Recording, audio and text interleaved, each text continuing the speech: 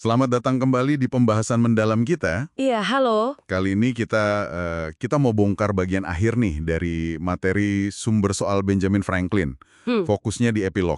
betul, epilognya. Jadi apa yang terjadi setelah Franklin meninggal, gimana dia dikenang, warisannya apa aja? Nah, itu dia. Kita mau lihat dampak jangka panjangnya ya.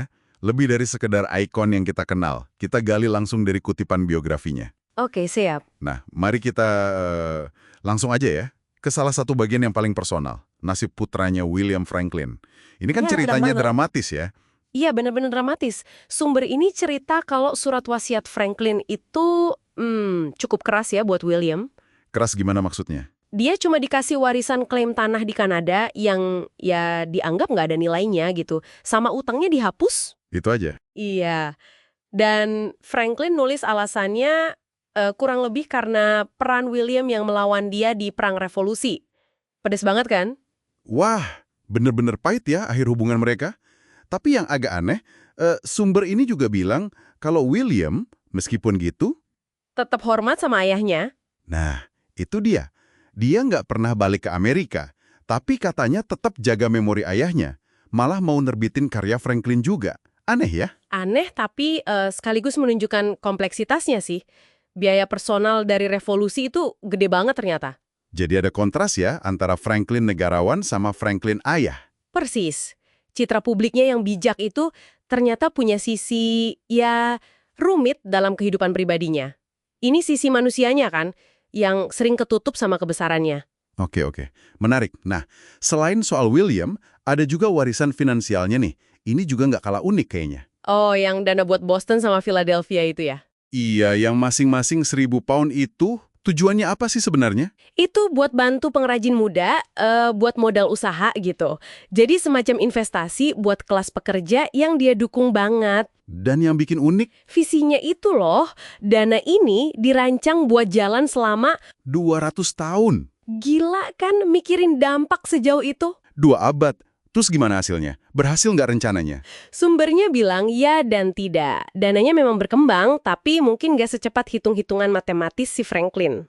Oke. Tapi dampaknya tetap signifikan banget. Dana itu ikut bantu dirikan institusi penting di dua kota itu. Institusi apa tuh? Yang sekarang jadi Benjamin Franklin Institute of Technology di Boston, sama Franklin Institute di Philadelphia. Pusat sains dan teknologi keren kan? Wow, jadi benar-benar nyata ya warisannya. Ini bukti komitmennya buat masyarakat, gitu. Iya, komitmen buat perbaikan sosial, buat berbuat baik sambil untung kalau kata dia. Prinsip itu dia pegang terus bahkan setelah meninggal. Keren. Tapi nih, ngomongin reputasi, sumber ini nunjukin kalau pandangan orang ke Franklin sendiri ternyata, nggak stabil ya. Banget. Naik turun kayak roller coaster. Awalnya dipuja-puja. Terus, Terus ada serangan balik, terutama dari era romantis.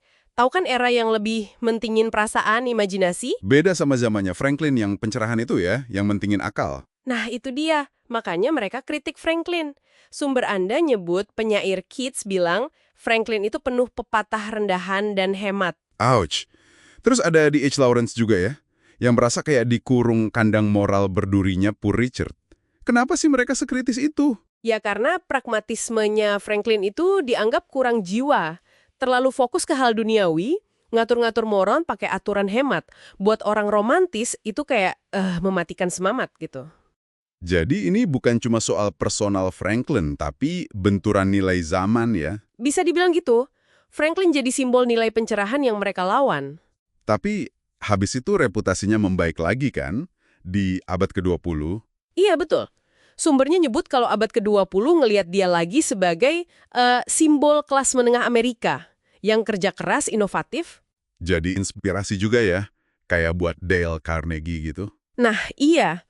Terus biografi-biografi modern kayak tulisan Brands atau Morgan cenderung lebih positif dan lebih kompleks ngelihatnya. Dia dianggap orang Amerika pertama yang bijaksana secara praktis. Oke, jadi kalau kita simpulkan dari epilog ini, Franklin itu jauh lebih rumit ya dari sekedar karikatur bapak bangsa yang hemat dan bijak itu. Jauh. Sumber ini ngelukis dia sebagai orang yang super praktis, inovatif, peduli masyarakat, tapi ya mungkin juga penuh perhitungan. Kadang jaga jarak emosinya, kayak ke William itu. kehebatannya lebih ke praktek daripada teori gitu ya. Kurang lebih gitu. Sumbernya bilang dia lebih kayak Edison daripada Newton. Atau lebih kayak Mark Twain daripada Shakespeare. Jenius dalam hal-hal yang berguna buat hidup dan masyarakat. Menarik banget perbandingannya. Jadi, apa nih artinya semua ini buat kita sekarang? Ya kita lihat nasib William yang tragis, warisan filantropi Franklin yang visioner, terus reputasinya yang gonta-ganti tiap zaman. Ini nunjukin kalau cara kita ngelihat tokoh sejarah itu bisa berubah-ubah banget kan? Betul, betul. Dan ini memunculkan satu pertanyaan penting buat Anda renungkan, sumbernya juga nyinggung ini. Gimana caranya kita nyelamatin Franklin dari karikatur? Baik itu karikatur pemujaan buta, atau malah pencelaan berlebihan. Jadi, gimana menyeimbangkannya ya? Nah, itu dia. Gimana kita bisa menghargai pencapaiannya yang luar biasa, tapi juga mengakui kekurangannya, kompleksitasnya. Apalagi buat orang yang, ya, jago banget ngebentuk citranya sendiri kayak Franklin. Sesuatu buat dipikirin ya. Iya, sebuah pemikiran buat Anda bawa pulang.